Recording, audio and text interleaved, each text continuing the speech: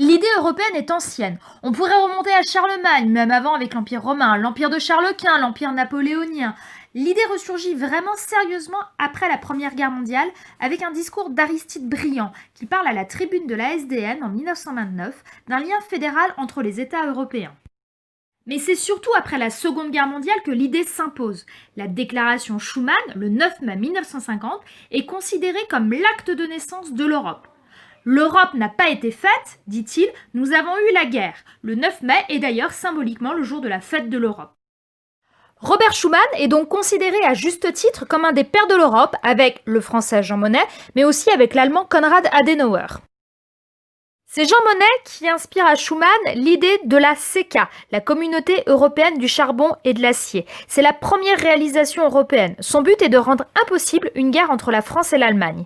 Donc en 1951, la CECA réunit la RFA, la France, l'Italie, les Pays-Bas, la Belgique et le Luxembourg. Ils mettent en commun leur production de charbon et d'acier. L'Europe innove avec une première gestion supranationale. Mais l'Europe naît réellement en 1957 avec la signature du traité de Rome qui donne naissance à la Communauté économique européenne.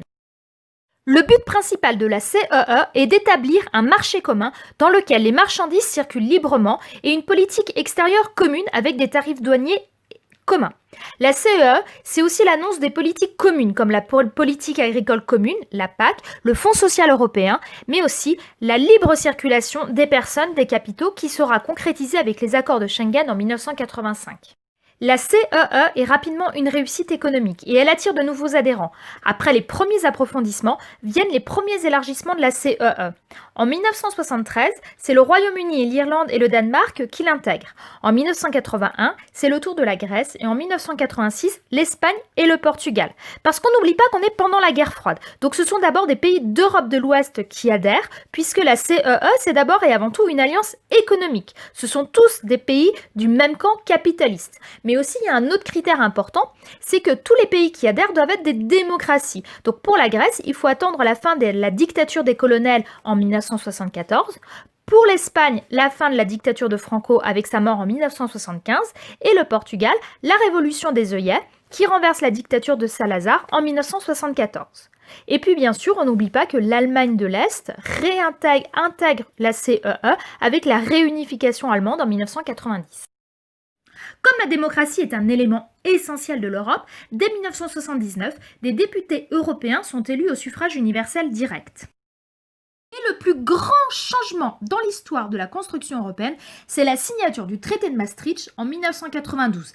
La CEE devient l'Union européenne et ça change tout. La CEE était économique. L'Union européenne, elle est économique, bien sûr, mais elle est aussi monétaire et surtout politique. D'abord, le pouvoir du Parlement est renforcé. On a 751 députés qui sont élus pour 5 ans au suffrage universel direct et qui nous représentent. Ils votent les lois et le budget de l'Union européenne et ils contrôlent aussi la Commission européenne.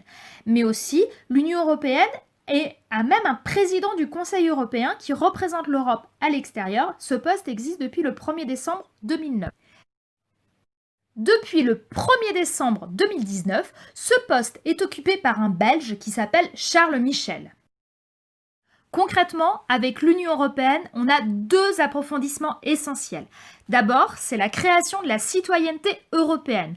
Elle nous donne le droit, par exemple, de séjourner librement dans un autre pays membre, aussi un droit d'assistance et surtout un droit de vote aux élections locales et européennes si on habite dans un autre pays de l'Union européenne. Et puis aussi, très concrètement, on le sait, depuis le 1er janvier 2002, on n'a plus des francs dans notre porte-monnaie, mais on a des euros. Donc clairement, l'Union européenne est vraiment une exception, une originalité mondiale. C'est l'alliance la plus poussée entre différents pays dans le monde. Et même après la naissance de l'Union européenne, l'élargissement va se poursuivre.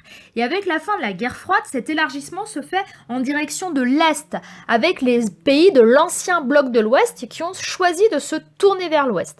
En 2004, on a le plus grand élargissement de l'Union européenne, avec 10 pays qui intègrent en même temps l'Union européenne. Et la Croatie est le dernier pays à avoir intégré l'Union européenne.